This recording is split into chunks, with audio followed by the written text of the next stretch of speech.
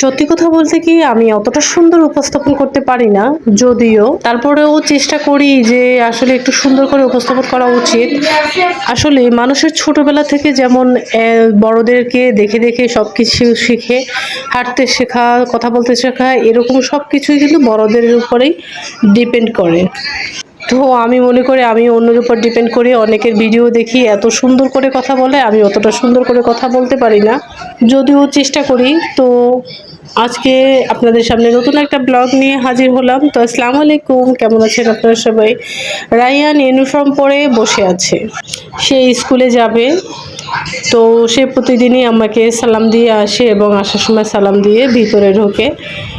তো তখন 10টা বাজে, মন চাইছিল কিছু খেয়ে নেই, তারপরে এই চানাচুরটা নিয়ে নিলাম। অবশ্য আমার রায়ান আমার জন্য এই চানাচুরটা নিয়ে আসছে, বিশেষ করে এই চানাচুরটার ভিতরে বাদাম থাকে। তো জানে ওর মা অনেক বাদাম পছন্দ করে, আর আমি বাদাম প্রেমী মানুষ, বাদামটা খেতে খুবই পছন্দ করি। তাই আমার ছেলে সবসময় বাদাম দেখলে, ওর কাছে টাকা থাকলেও বাদাম আমার জন্য নিয়ে আসে। তো আজকের ওয়েদারটা সকালবেলা দেখছিলাম খুবই সুন্দর, কিন্তু হঠাৎ করে বৃষ্টি হলো। তো বৃষ্টিতে দেখতে আমার কাছে খুবই ভালো লাগে। বৃষ্টির সময় গাছের পাতাগুলো এত সুন্দর সবুজ, প্রকৃতিটা অত সুন্দর, আমার কাছে অনেক অনেক ভালো লাগে।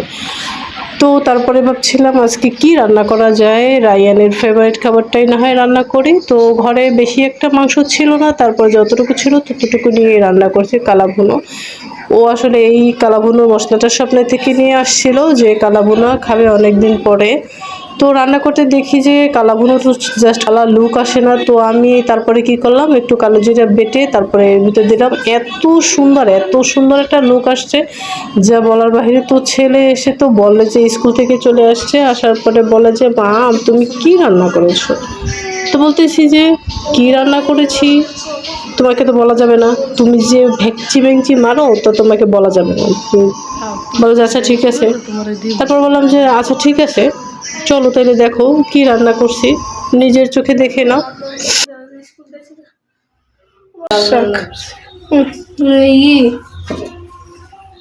এটা কি মাছ? হ্যাঁ, এটা কি কালাভুনা? এটা তো তোমার দেওয়া যাবে না। না না, মামা কি দেবা না। তো আজকে তো বুঝতেই পারি না যে ওর জন্য ওর পছন্দের খাবারটাই রান্না করেছি। অবশেষে খেতে বসলো।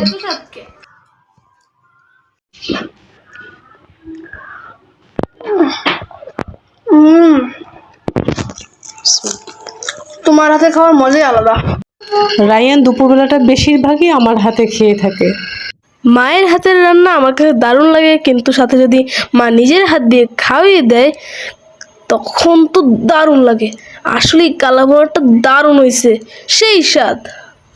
তো খাওয়াই দেওয়ার সময় কিন্তু কারেন্টটা ছিল না, হঠাৎ করে কারেন্ট চলে আসলে রায়ান বলে দেখছো কত সুন্দর কারেন্টও চলে আসছে আমার খাওয়ার সময়। অনেক স্বাদ। রায়ানের এত প্রশংসা শুনে তাই ভাবলাম আমারও একটু লোভ পড়েছে, তাই ওর সাথে আমিও 2-1 নালা খেয়ে দিই। তাই খেয়ে দেখি যে না আসলেই অনেক মজা হয়েছে। আপনারা বলবেন যে নিজের হাতের রান্না নিজেই প্রশংসা করছো, তা না, আসলেই আমার কাছে অনেক মজা হয়েছে, তাই সত্যি কথাই বলছি। তো বৃষ্টির পরে এই রকমের লুক আসছে। আসলে বৃষ্টির পরে এত সুন্দর প্রকৃতির রূপ নেয়, এত ভালো লাগে, চারিদিকে সবুজে ভরে যায়। তো সন্ধ্যার সময় বলে কি মা আমি আজকে জুস খাবো, তো জুস করে দিলাম। বলে যে ডার্ক চকলেট আছে না, নিয়ে আসো। তো আমি আবার নিয়ে আসলাম। তারপর বলে গুঁড়ো করে দাও, গুঁড়ো করে দিলাম। তারপরে দেখলাম যে জুসের ভিতর ডুবিয়ে সে খাবে। তো অবশেষে কিন্তু খেতে পারেনি। পরে সন্ধ্যায় বলে মা তাহলে আজকে কি খাওয়া যায়, রাতে আমি ভাত খাবো না। বলে যে আচ্ছা ঠিক আছে তাই নান বানিয়ে দেন। তো নান বানিয়ে দিয়েছিলাম। হঠাৎ করে আমার বাসায় মেহমান চলে আসলো, তো মেহমানকেও খেতে দিলাম। বিশেষ করে এই আমার মেজো ননাস, আসলে আমার 4টা ননাস খুবই ভালো, তারা খুব ভালো মনের মানুষ। আমাদের 3 জাল আছি, তাদের কিন্তু তারা বোনের মতো করে দেখে। তো এই হলো আমার মেজো ফুফা, তাকে আমার খুবই পছন্দ, কারণ সে ছোটবেলায় আমার সাথে কুংফু কারাটে খেলতো। আমার কাছে তার খুবই ভালো লাগে। আসলে হঠাৎ করে আসাতে বেশ কিছু একটা আয়োজন করতে পারলাম না, রাতে আসছে। তো আজ এই পর্যন্তই, সবাই সুস্থ থাকবেন, ভালো থাকবেন, খুদা হাফেজ।